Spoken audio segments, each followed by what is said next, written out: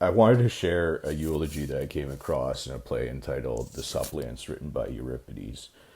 When I first read through it, I thought, oh, that's a nice thing to say about people who have died in battle.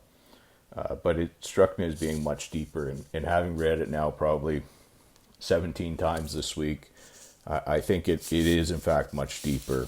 And I'll leave it up to you to explore it on yourself. It might even be cynical, but it's given by a character called Adrastus, if I'm pronouncing that right, and it goes like this. Hearken then, for in giving this task to me, thou findest a willing eulogist of friends, whose praise I would declare in all truth and sincerity. Dost see yon corpse, by Zeus's bolt transfixed? That is Capnius. Though he had ample wealth, yet was he the last to boast of his prosperity. Nor would he ever vaunt himself above a poor neighbor, but shunned the man who sumptuous of board had puffed him up too high, and made him scorn mere competence. For he held that virtue lies not in greedy gluttony, but that moderate means suffice. True friend was he, alike to present or absent friends the same. Of such the number is not great. He was a guileless character, a courteous address that left no promise unperformed either towards his own household or his fellow citizens. The next I name is Autocles. A master he of other kinds of excellence, young, nor richly dowered with store, yet high in honor of the Argive land. And though his friends oft offered gifts of gold, he would not have it in his own house, to make his character its slave by taking wealth's yoke upon him. Not his city, but those that sinned against her did he hate.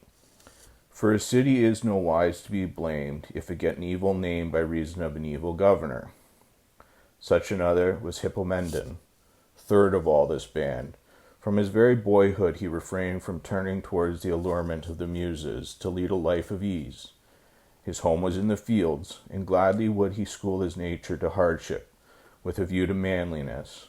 I, hastening to the chase, rejoicing in his steeds or straining his bow, because he would make himself of use to his state. Next, behold the huntress Atlanta's son, Parthenopaeus, a youth of pureless beauty. From Arcady he came even to the streams of Inachus, and in Argos spent his boyhood. There then he grew to man's estate.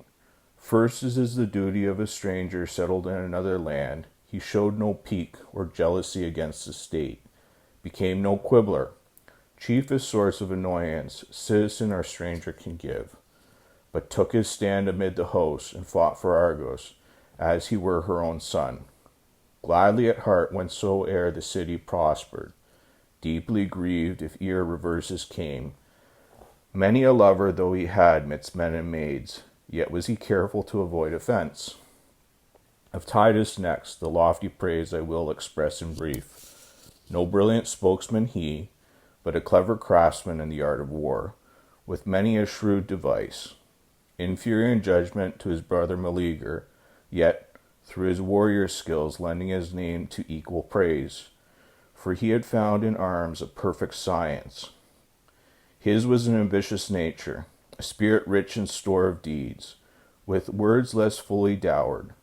From this account then yonder not Theseus that they dared die before the towers. For noble nurture carries honor with it, and every man, when once he has practiced virtue, scorns the name of villain. Courage may be learnt, for even a babe doth learn to speak and hear things it cannot comprehend, and whatsoever a child hath learned, this it is his wont to treasure up till he is old. So train up your children in a virtuous way.